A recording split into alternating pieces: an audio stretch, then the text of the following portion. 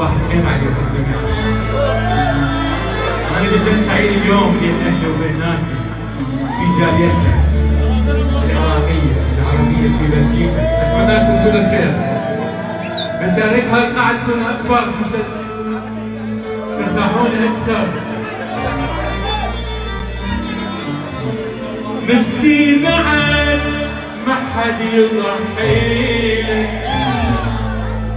مو أي صابر وصل لهذا الكلام بيت حبيبك كله والليلة بالنهاية. يا طير يا صابر وصل لهذا الكلام بيت حبيبك كله والليلة بالنهاية. كل يوم أفكر بيها عشرة ما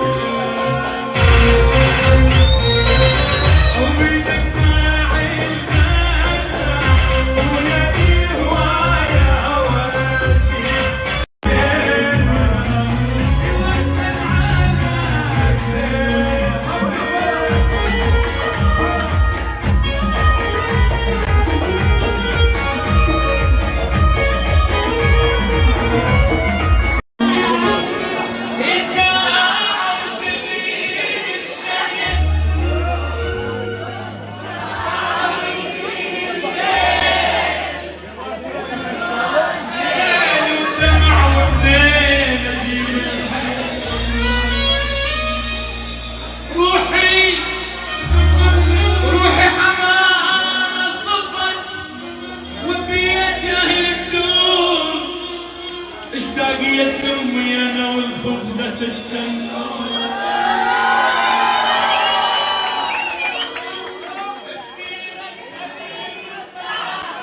يختلف حتى الماي وحتى الهوى بعراقنا يختلف.